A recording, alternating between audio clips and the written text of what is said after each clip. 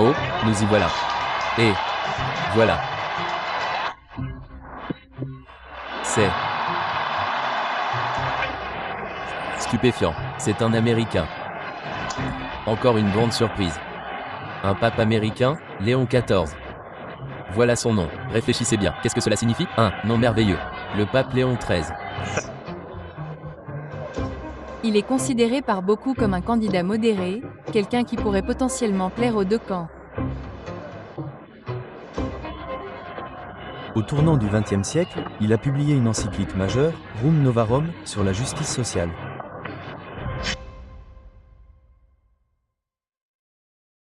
Il n'a fallu que 2 jours de vote, et un nouveau pape a été choisi. Je ne sais pas. On dirait presque qu'il savait déjà qui il voulait. Et encore une fois, comme je l'ai dit dans notre récente vidéo sur le conclave, la vie semble avoir imité l'art. J'y reviendrai dans un instant, mais commençons par la raison pour laquelle un pape choisit un nom. Un pape prend généralement le nom d'un ou de plusieurs papes précédents dont il veut s'inspirer pour son pontificat. Le cardinal Robert Francis PVOST, qui sera désormais reconnu comme le pape Léon Ier XIV, a choisi un nom pour une raison précise, et j'en vois plusieurs, et c'est ce que nous allons voir aujourd'hui. J'avais le pressentiment que cela arriverait. Je n'aime pas être catégorique, mais c'est pourquoi j'ai dit ce que j'ai dit dans une vidéo précédente sur le conclave. Je me doutais qu'un pape serait choisi aux États-Unis, et bien sûr, beaucoup d'entre vous dans les commentaires étaient du même avis. Dans un extrait de NBC News, le journaliste dit quelque chose qui devrait nous interpeller.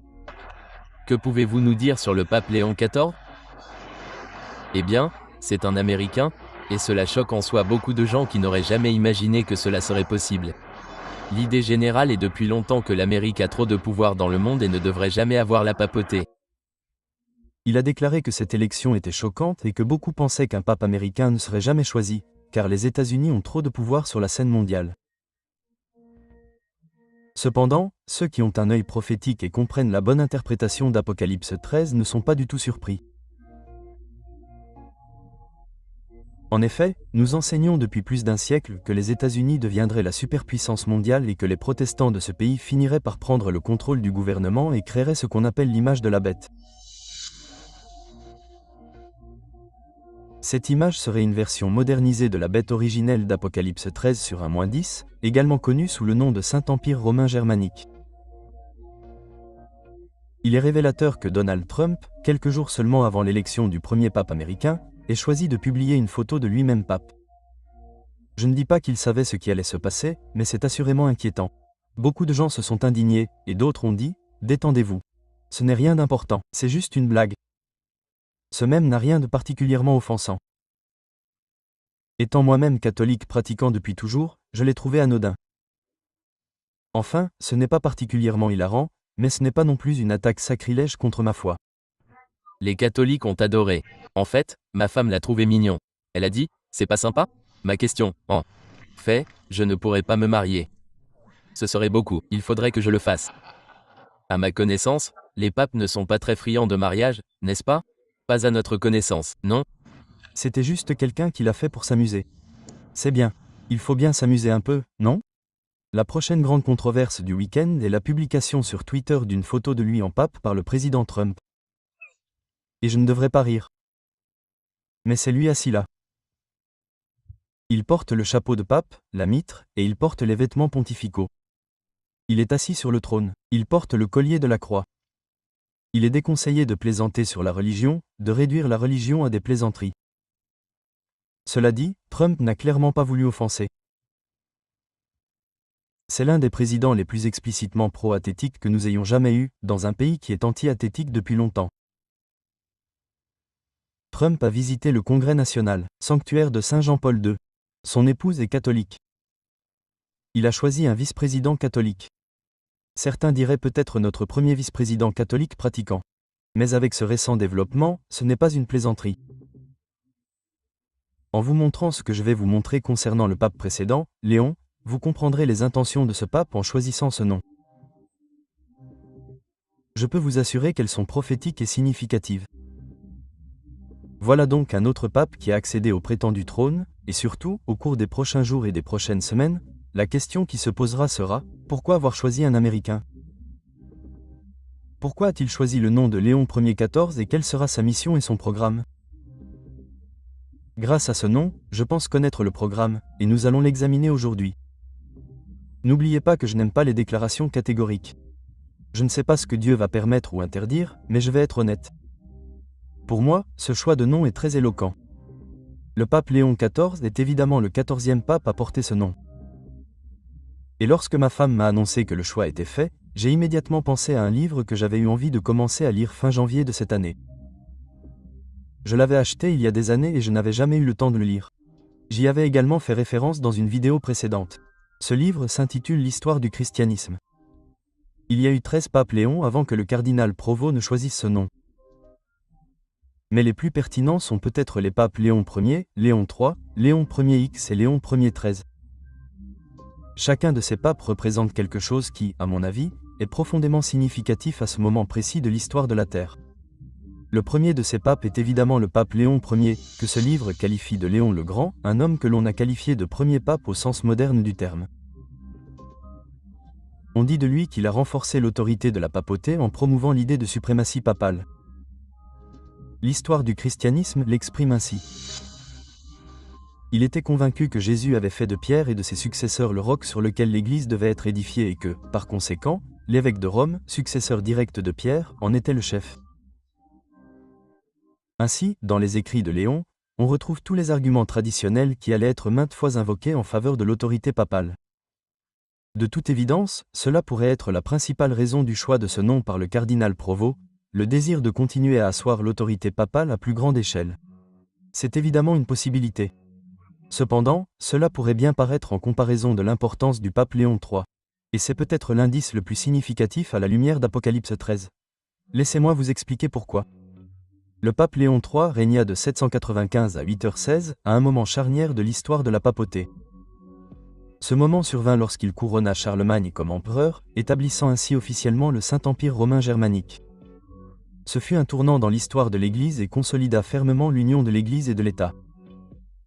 Une relation qui s'était tissée depuis que l'empereur Justinien avait établi l'évêque de Rome à la tête de l'Église en 533 APR. JC, on voit ici le pouvoir circuler dans les deux sens. D'abord l'empereur avait établi le pape, et maintenant le pape établissait l'empereur, exactement comme la prophétie annonçait que Rome finirait par devenir un royaume unifié de l'Église et de l'État, représenté par une union de fer et d'argile. L'histoire du christianisme l'exprime ainsi. Le jour de Noël 304 ans après le baptême de Clovis, le pape Léon III prit une couronne dans ses mains et s'approcha de Charles, roi des Francs. Il la posa sur sa tête et s'exclama « Que Dieu accorde la vie au grand empereur du Pacifique ». 304 ans plus tôt, le dernier empereur avait été déposé. En couronnant Charles, ou Charlemagne comme on l'appelait, Léon a ressuscité l'ancien empire, désormais réincarné sous les siècles de l'Église. Je me demande donc si c'était là le but de Léon Ier XIV. Rétablir un empire perdu pour restaurer ce qui avait été perdu, ironiquement et prophétiquement aux mains de la nation française en 1798 ? Cela s'est produit lorsque le pape a été fait prisonnier et que le Saint-Empire romain germanique a officiellement pris fin. Apocalypse 13/3 appelle cela la blessure mortelle. Dans le livre La tragédie des siècles, une déclaration sur les événements de la fin des temps pourrait être pertinente pour cette discussion, notamment concernant l'établissement d'un pouvoir ancien et d'anciennes façons de faire. Elle dit « Le romanisme dans l'Ancien Monde et le protestantisme apostat dans le Nouveau suivront une voie similaire envers ceux qui honorent tous les préceptes divins. » Un lien est établi ici entre une certaine classe de protestants du Nouveau Monde, également connus sous le nom des États-Unis, et le romanisme de l'Ancien Monde. C'est pourquoi il me semble si troublant que le pape ait été choisi aux États-Unis. Comme vous le verrez dans un instant, les papes Léon III, Léon Ier X et Léon Ier XIII ont accompli des choses encore plus significatives qui pourraient inspirer le nouveau pape. L'histoire du christianisme, page 268, mentionne le pape Léon III. L'empereur Charlemagne se sentit appelé à gouverner son peuple, tant sur le plan civil que ecclésiastique. J'espère que vous saisissez bien tout cela. Le premier empereur de l'Empire ressuscité, couronné par le pape Léon III, comprenait sa mission. Il voulait régner sur l'Église et l'État. Et je veux que vous examiniez ce qui en a résulté. Il nomma des évêques comme il nommait des généraux. Bien que toujours à la recherche d'hommes de valeur, il promulgua également des lois ordonnant que des prêches soient prononcées dans la langue du peuple et que le dimanche soit un jour de culte et de repos. Je tiens à ce que vous compreniez bien que je ne me suis pas contenté de lire un extrait de la grande controverse. Je lis un ouvrage historique qui reconnaît l'importance de ce moment historique. Voyez-vous, il y a d'abord eu Constantin en 321 APR. JC avec son édit déclarant que personne ne devait travailler le dimanche. Remarquez qu'il n'y a encore rien sur le culte, puis il y a eu le concile de Léodisie en 363 APR. JC qui a décrété que les chrétiens ne devaient plus judaïser en observant le sabbat du 7e jour, mais qu'ils devaient pratiquer le culte et se reposer le dimanche. Puis vint l'édit de Thessalonique en 380 APR. JC, qui a fait du christianisme la religion d'État de l'Empire romain, signifiant ainsi que le cri de ralliement de l'époque était que Rome était désormais une nation chrétienne. Cela vous rappelle quelque chose? Tout cela a ouvert la voie à l'instauration de la papauté en 538 APR. JC a conduit l'empereur Charlemagne à la mentalité d'union de l'Église et de l'État, ce qui, à la lumière de cette histoire, rend la mentalité de Donald Trump concernant l'union de l'Église et de l'État d'autant plus troublante. Et vous savez, ils travaillent directement depuis la Maison-Blanche. Ils n'ont jamais fait ça. Cela n'avait jamais été fait auparavant. Aucun autre président ne l'a permis. Je crois que vous savez qu'on parle de séparation. On parle de séparation entre l'Église et l'État. Ils me l'ont dit. J'ai dit, bon, oublions ça pour une fois. Nous avons dit, vraiment? La séparation, je ne sais pas, est-ce une bonne ou une mauvaise chose? Je n'en suis pas sûr. Mais qu'il y ait séparation ou non, vous êtes à la Maison-Blanche, là où vous devriez être, et vous représentez notre pays, et nous y ramenons la religion. Maintenant, rappelez-vous que je ne m'en prends pas à Trump en matière de prophétie. Les politiciens ne sont que des remplaçants. L'accent est, et devrait toujours être, mis sur les actions de l'Église et sur ses tentatives de prise de pouvoir sur l'État. Mais comme le dit ce livre, Charlemagne voulait que le dimanche soit imposé comme jour de culte et de repos. Et le pape Léon III était là avec lui. Maintenant, je ne sais pas pour vous, mais voici une matière à réflexion prophétique historique très importante. 2 Léons de moins, 2 à venir. Le prochain est Léon Ier, 10e. Ce Léon était pape à l'époque de l'essor de la Réforme et de l'excommunication de Martin Luther. À cette époque, la papauté cherchait à mettre fin à la Réforme, ce qui impliquait de mettre fin à tous ceux qui contestaient son autorité. Cette même autorité établie par le premier pape Léon. Martin Luther fut dénoncé comme hérétique et excommunié de l'Église par Léon Ier X. Je me demande si ce pape a cela en tête. Cette perspective me trouble également, compte tenu de cette déclaration de la grande controverse qui évoque un scénario futur. Elle dit, le sabbat étant devenu le point de controverse principal dans toute la chrétienté et les autorités religieuses et laïques s'unissant pour imposer l'observance du dimanche, le refus persistant d'une petite minorité de céder à la demande populaire les exposera à l'exécration universelle. Et ce mot « exécration » désigne l'acte de maudire ou de dénoncer. Voilà encore matière à réflexion. Et enfin, le pape Léon Ier XIII, le plus récent pape Léon, surnommé le pape des travailleurs. Il fut le premier pape à aborder systématiquement les luttes de la classe ouvrière à l'ère industrielle. Il écrivit Rim Navarum, une encyclique papale condamnant l'exploitation des travailleurs sous un capitalisme sauvage. Il le fit ainsi dans son encyclique. De là découle l'obligation de cesser le travail le dimanche et, bien sûr, les jours fériés. Le repos du travail ne doit pas être compris comme une simple oisiveté, et encore moins comme une occasion de dépenser de l'argent et de se livrer à des plaisirs vicieux, comme beaucoup le voudraient. Il doit s'agir d'un repos du travail, nourri par la religion, un repos combiné à des pratiques religieuses, qui dispose l'homme à oublier un instant les occupations quotidiennes, à se tourner vers les choses célestes et vers le culte qu'il doit si strictement à la divinité éternelle. C'est là avant tout la raison et le motif du repos dominical. Un repos consacré par la grande loi divine de l'Ancienne Alliance. Souviens-toi que tu observes le jour du sabbat et que tu l'as enseigné au monde par son propre repos mystérieux après la création de l'homme. Il s'est reposé le 7e jour de tout son travail. Le pape a établi un lien entre les droits des travailleurs et le repos dominical, qu'il appelle le repos du sabbat. Ce lien est très similaire à celui établi dans le document conservateur du projet 2025, qui établit également un lien entre le dimanche et ce qu'on appelle le repos du sabbat. Et que dire des discussions des politiciens libéraux qui établissent également ce lien entre les droits des travailleurs et le repos dominical? Il s'agit d'équilibre entre vie professionnelle et vie privée.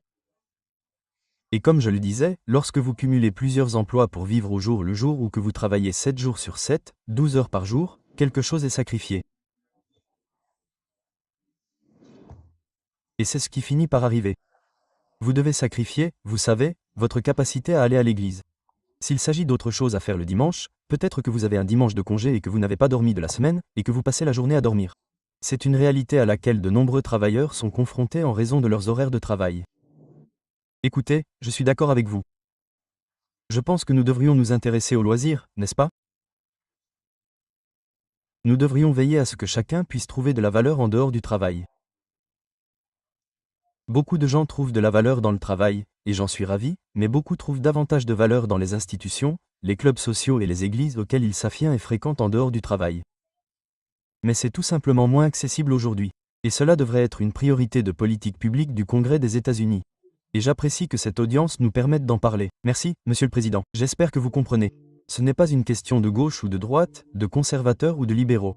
Il s'agit de prophétie et de la façon dont tout se met en place. Je ne crois pas que ce soit une coïncidence si le premier pape élu des États-Unis ait pris le nom de Léon. En effet, la grande controverse affirme que les protestants des États-Unis seront les premiers à tendre la main par-delà le golfe pour saisir la main du spiritualisme. Elle affirme également qu'ils franchiront l'abîme pour serrer la main au pouvoir romain. Cela devrait vraiment éveiller vos sens prophétiques. Que ce soit Léon Ier qui a établi l'autorité papale, ou Léon III, qui a couronné Charlemagne et cimenté l'union de l'Église et de l'État, s'associant à Léon pour imposer le repos dominical aux ouvriers et le culte dominical pour tous.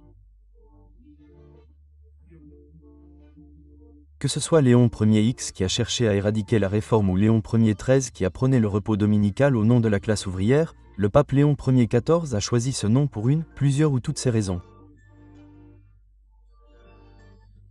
Et peu importe lequel, ceux d'entre nous qui ont un œil prophétique comprennent que le moment est venu de connaître les temps et, plus important encore, de connaître le Sauveur. À mon avis, le temps des attaques mutuelles est révolu. Le temps de se focaliser sur les torts perçus des autres est révolu. C'est le temps de l'introspection et de la vigilance. Le pape Léon Ier XIV est là. Je ne peux pas dire avec certitude ce que le Seigneur permettra ou rejettera. Je ne peux pas dire avec certitude si c'est le dernier pape ou non. Ce n'est pas mon rôle. Et je vous suggère de ne pas fixer de date non plus. Mais ce que je sais, c'est que les paroles du Christ sonnent plus vraies aujourd'hui que jamais. Et ces paroles sont vraies, et ce que je vous dis, je le dis à tous. Regardez. Si vous avez été béni ou éveillé par cette vidéo, rejoignez-nous et partagez-la. Et n'oubliez pas que nous assistons à l'accomplissement de prophéties. Alors, prenez ce temps pour chercher à connaître les temps et le Sauveur. Que Dieu vous bénisse.